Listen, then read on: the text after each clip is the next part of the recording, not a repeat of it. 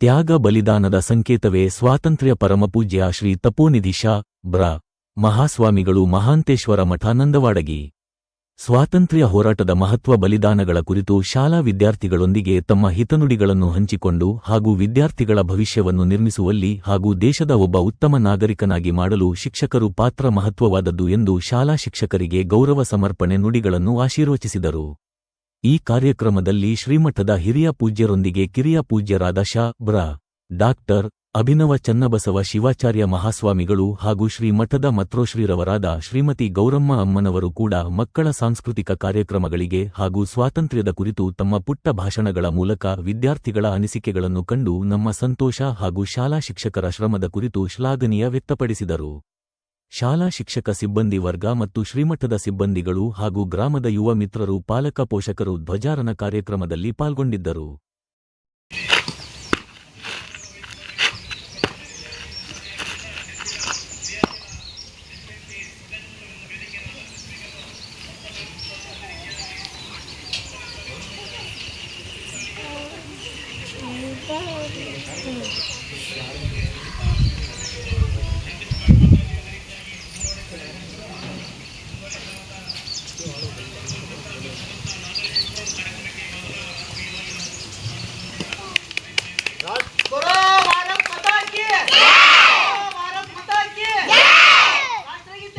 एक साथ शुरू कर।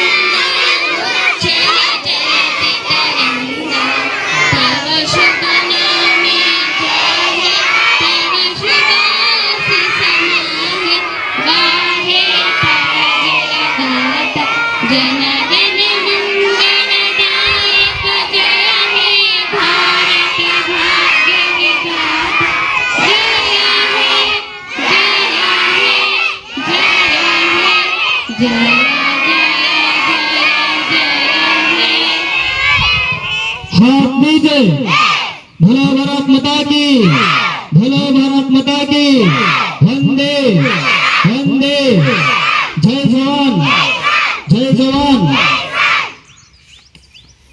ವರ್ತಿಸಲು ಸ್ವಾತಂತ್ರ್ಯ ದಿನಾಚರಣೆಯನ್ನು ಆಚರಿಸಲಾಗುತ್ತದೆ. ಆತ್ಮೀಯರೇ, ಭಾರತಕ್ಕೆ ಇದು ನಮ್ಮ ಹೋರಾಟಗಾರರ ಸ್ವಾತಂತ್ರ್ಯ ಹೋರಾಟಗಾರರ ಶೌರ್ಯ ಮತ್ತು ಹೋರಾಟಗಳನ್ನು ನೆನಪು ಮಾಡುತ್ತದೆ.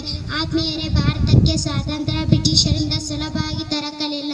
ಇದಕ್ಕಾಗಿ ಹಲವಾರು ವರ್ಷಗಳ ಹೋರಾಟವೇ ನಡೆಯಿತು. ಸ್ವಾತಂತ್ರ್ಯ ಇತಿಹಾಸವನ್ನು ಗಮನಿಸುವುದಾದರೆ ಅದರ ಅರಿವು ಉಂಟಾಗುತ್ತದೆ.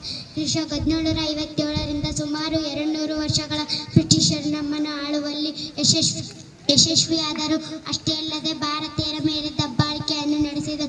ಚಂದ್ರಶೇಖರ್ ಆಜಾದ್, ಭಗತ್ ಸಿಂಗ್, ಮಹಾತ್ಮ ಗಾಂಧಿ, ಸುಭಾಷ್ ಚಂದ್ರ ಬೋಸ್, ಬಾಲ್ ಗಂಗಾಧರ್ ತಿಲಕ್, ಲಾಲ್ ಬಹದ್ದೂರ್ ಶಾಸ್ತ್ರಿ, ಜವಾಹರ್ ನೆಹರು ಹಾಗೂ ಮುಂತಾದ ಮಹಾನ್ ನಾಯಕರ ಮಾರ್ಗದರ್ಶನದಲ್ಲಿನ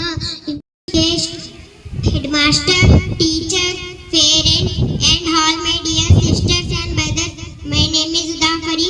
Today I am very happy to speak about Independence Day. First I wish you all happy Independence Day. Today is 15 August. Thank you. Jai Hind, Jai Bharat. ಎಲ್ಲರಿಗೆ 80ನೇ ಸ್ವಾತಂತ್ರ್ಯ ದಿನಾಚರಣೆಯ ಶುಭಾಶಯಗಳು.